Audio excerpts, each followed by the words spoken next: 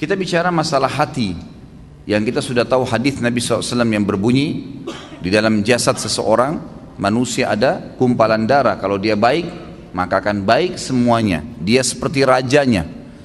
Dan kalau dia buruk, maka akan buruk semuanya. Itulah hati seseorang. Ulama membahas panjang lebar hadis ini, bahwasanya yang dimaksud dengan hadis ini adalah bagaimana hati yang diisi dengan dosa itu akan merusak seluruh anggota badannya.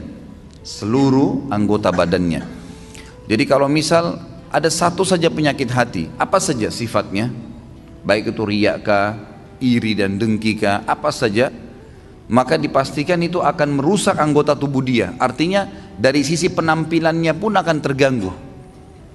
Mukanya, paras wajahnya akan berubah. Orang yang biasa iri dan dengki, wajahnya beda dengan orang yang hatinya nggak ada penyakit iri dan dengki. Beda. Memang ada cahaya-cahaya keimanan di situ di wajahnya. Tentu ini bahasanya besar kalau saya ingin bahas juga hubungkan dengan masalah ibadah. Tapi kita cukupkan dengan masalah penyakit hati yang memang dari penyebab anggota tubuh seseorang selalu terjerumus dalam dosa. Efek besar sekali terhadap hati yang diisi dengan kemaksiatan itu akan berpengaruh kepada fisik dia, dari rambut sampai ke kaki. Subhanallah, pada saat ulama hadis dengan pekahnya menjelaskan kenapa Nabi SAW pada saat meninggal, mohon maaf ini kalau teman-teman yang punya uban, gitu kan? Tapi kita bicara tentang Nabi SAW. Nabi SAW waktu meninggal tidak memiliki uban kecuali 3 lembar. Umurnya 63 tahun. Ini mungkin kalau orang cuma baca sepintas, oh Nabi SAW memang tidak ada ubannya, tidak ada sesuatu yang penting bagi dia kalau dia tidak kaji lebih dalam. Tapi kalau kita kaji lebih dalam sebagaimana sebagian ulama hadis, mereka mengatakan apa sebabnya Nabi SAW tidak memiliki uban kecuali 3 lembar di umur 63 tahun. Sementara banyak manusia umur 30 tahun, 40 tahun sudah ubanan. Dan secara ilmiah terbukti uban itu datang karena banyaknya beban pikiran. Kalau tidak, maka ada kesalahan teknis dari penggunaan zat-zat ilmiah di rambutnya. Itu mungkin.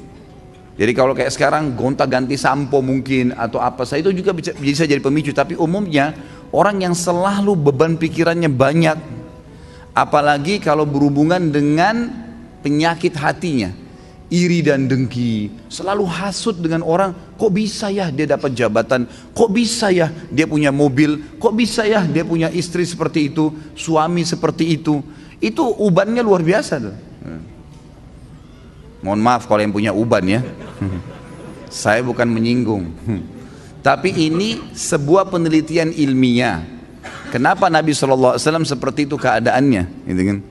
Ternyata ada penelitian yang dihubungkan dengan teknologi sekarang, itu berhubungan sekali. Nabi SAW dikatakan dalam hadis Bukhari oleh Aisyah radhiyallahu anha, Nabi SAW tidak pernah marah, kecuali hukum Allah dilanggar. Kalau yang berhubungan dengan urusan dunia, nggak pernah beliau marah. Lebih banyak memaafkan. Sampai ada seorang sahabat datang mengatakannya, Rasulullah, saya punya kebun nih, pegawai saya banyak, sering buat salah. Yang kurma disortir salah sortirannya, yang diturunkan tunda waktunya, mestinya harus panen sekian banyak, ditunda besok dan seterusnya, banyak masalah nih. Berapa kali kami harus maafkan pegawai kami? Apa jawaban Nabi SAW? Maafkan mereka walaupun sampai 70 kali. Bukan keluarkan, pecat. Nabi SAW lebih lari kepada masalah memaafkan. Ternyata orang kalau lebih mendahulukan untuk sudahlah maafin, ya sudah ikhlaskan, semua berhubungan dengan masalah hatinya ini, itu berpengaruh kepada organ tubuh semuanya. Subhanallah, ketegangannya gitu kan, stres, semuanya itu akan hilang karena dia pelongkan.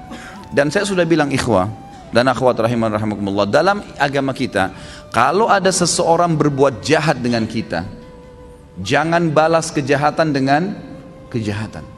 Enggak boleh orang gunjing kita balas dengan gunjing. Dia dosa, kita dosa, dia dihukum, kita dihukum.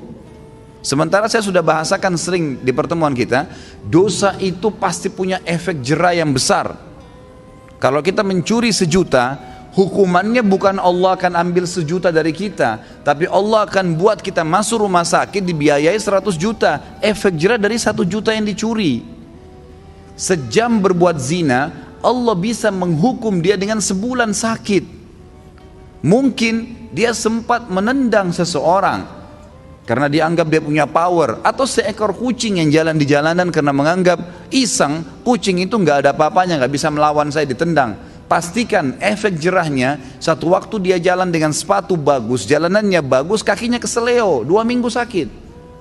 Efek jerah dosa itu besar, gitu kan?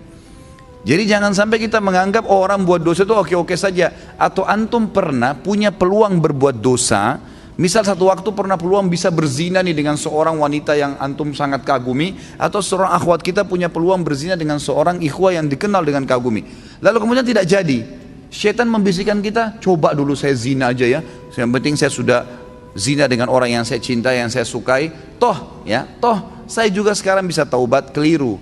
Karena taubat itu hanya membersihkan kita dari hukuman hari kiamat, tapi di dunia harus ada pembersihan. Tidak bisa tidak. Tidak ada dosa yang tidak punya efek jerah, mesti ada, sekecil apapun. Tentu efek jerahnya itu sesuai dengan kadar perbuatan, tapi lebih berat daripada perbuatan dia. Dosa seperti segelas racun. 1 gelas racun ini sebenarnya secara medis bisa diobati dengan susu. Karena susu minuman yang steril, bisa mengobati racun yang masuk dalam tubuh. Tapi pertanyaannya, apakah 1 gelas racun bisa diobati dengan 1 gelas susu? Jawabannya tidak mungkin. Mungkin membutuhkan sampai 1000 gelas susu. Artinya efek jerahnya besar. Efek jerahnya besar. Maka kata kunci dalam hati seseorang. Makanya kata para ulama, bisikan syaitan agar seseorang terjerumus dalam dosa dimulai dalam hatinya. Selalu hati yang terbisik, bukan di kuping kita, bukan di luar, di dalam hati. Tuh lihat tuh begitu tuh coba aja, tuh nggak apa-apa. Dalam hati bisikannya. Dan kalau kita tahan juga dalam hati, maka tidak akan ada masalah. Jadi hati ini memang betul-betul raja nih, kata para ulama. Nabi SAW pernah kedatangan seorang laki-laki dalam hadis Bukhari, ya Rasulullah, wasiatkan saya. Nabi SAW tahu orang ini emosional. Kata Nabi, jangan kamu marah. Marah itu penyakit hati loh ya, di hati. Tapi dia teraplikasikan nanti dengan gerakan tangan, ekspresi wajah, tapi dia dari hati tuh. Nabi SAW ingatkan, jangan kau marah, hatimu tidak boleh. Apalagi ya Rasulullah, jangan kamu marah. Apalagi ya Rasulullah, jangan kamu marah. Nabi SAW, kata para ulama hadis, seringkali memberikan nasihat sahabat sesuai dengan keadaan yang sedang dihadapi oleh orang itu. Jadi makanya kita pun sebagai umat Nabi SAW tidak mengambil hukum spontan dari sebuah hadis, karena itu per kasus di zaman Nabi SAW, gitu kan?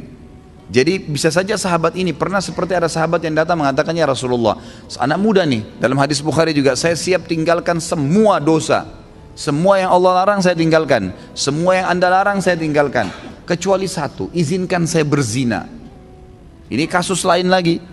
Kata Nabi SAW, apa kau ridha kalau ibumu dizinai? Dia bilang tidak. Saudarimu? Tidak. Istrimu? Tidak. Tantemu? Tidak. Anakmu? Tidak. Lalu kenapa kau ridha untuk dilakukan pada orang lain? Di sini Nabi SAW mengobati keadaan para sahabat yang sedang bertanya sesuai dengan kasus yang sedang dihadapin, gitu kan? Ini poin lainnya. Kita kembali kepada poin bahasan kita. Bagaimana Nabi SAW tidak tadi sampai beruban, kecuali hanya 3 lembar di umur 63 tahun, karena luar biasa dalam pengontrolan hati beliau. Tidak mudah marah kecuali hukum Allah. Lebih banyak memaafkan, gitu kan? Dan saya sudah bilang tadi, ikhwan dan akhwat sekalian.